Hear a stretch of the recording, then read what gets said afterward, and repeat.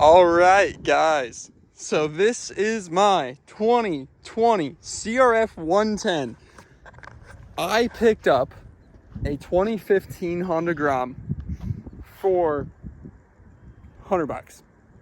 $100. This is a swap that I've been wanting to do for about a year and a half now, and I've just kind of been waiting for the right thing to come by to buy a Grom cheap enough that I can reasonably do this and take time away from riding on dirt to swap my 110 to somewhat of a street setup. And this is what it turned out to be. So 2015 Grom swing arm, stock wheel, stock sprocket, stock rotors. Now you can actually hook that rear brake up, but you need a bracket, and I don't have that bracket. I did this as cheap with whatever I could find out of my garage as possible. So right now I am running no rear brake. Honda Grom stock front brake, Honda Grom stock front wheel and rotor, Honda Grom stock forks and triple tree clamps. I should say triple tree clamps. So basically the frame and the rear suspension, the motor is all stock CRF110. Then basically all I had to do was build a bracket up in here for my rear suspension. You can kind of see it up there. I made it work. It works. That's about all. I made a bracket so that my suspension back here could clear. The only thing I didn't think of with doing my rear suspension was making it tall. With building the bracket the way I did, it didn't add as much height to the rear as I thought it would. So what we did was we went ahead and lowered the front forks as much as we could inside of these front triple clamps. So I basically have them all the way up. Yep, they're touching the bars. So I got them all the way up to make sure the front was as low as possible as well. And this is what it turned out to be. So it looks really slammed like that. It looks much better. Oh goodness, it doesn't look very good on camera right now at all. I don't know what happened to it. What happened?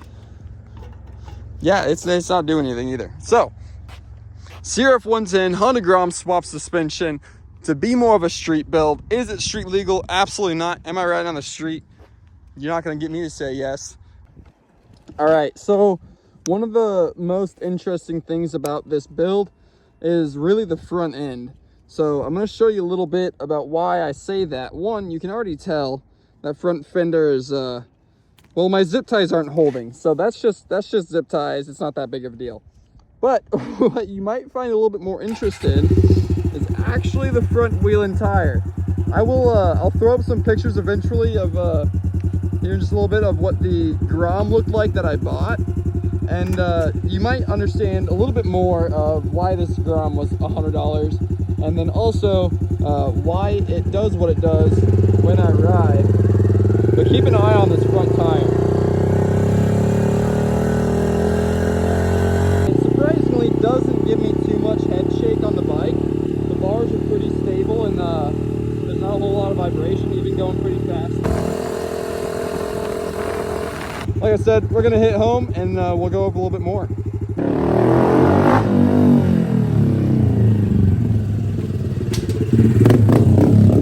All right, made it home. So, like on this thing, like I said, minus the front wheel being bent, the rotor not being fantastic, not having rear brakes, there's a few things that I had to do to this to really make it work. One was finding a bolt that fit for the front swing arm. Well, the only one that I had on hand was super long, so I found something that can act as a spacer, and I made it work. It works. I can't complain about that too much. From this side, it looks fine, but on the other side, you can tell. Once you see it, you definitely can tell. Number two, back here with the swing arm, is my chain might touch a little bit. So that's eaten through that little plastic piece a little bit. I don't care. I'm not going to keep this set up like this for a long time, but if you were, that would definitely be something to address. Probably raising the suspension so the back of the wheel goes down and that line is, you know, more down rather than more across. But it works for what I use it for. I'm not too upset with it. and it got me to working back today, so that's pretty impressive. I did have to drill one hole through my frame mount. So with my bracket that I made, I could take my seat off and show you, but with the bracket that I made, I used the stock placement bolts up top here. Can't see it. Oh yeah, I used that stock bolt placement right there. Because my bracket is wider, I had to find a bolt for that. So I put a bolt and nut that I found for that. And then I found a bolt and a nut that works down here as well.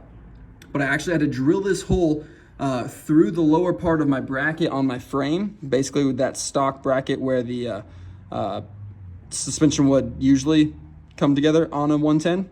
I had to drill a hole down below there so that that didn't rock, didn't move while my suspension was suspensioning. Forks hitting the bars, not the best, but it's not that big of a deal. My left fork up here is pretty toasted, but again, I didn't really care that much. My front axle, kind of the same thing. I couldn't find an axle that was the proper length for the front, so I threw an axle in that fit. I put some spacers on it, and it got me to working back. If you could find a taller rear shock, that would help a little bit. I just used the chicane shock that I was running on my CRF110 before, so I actually have a Racing Bros chicane shock on the back right now.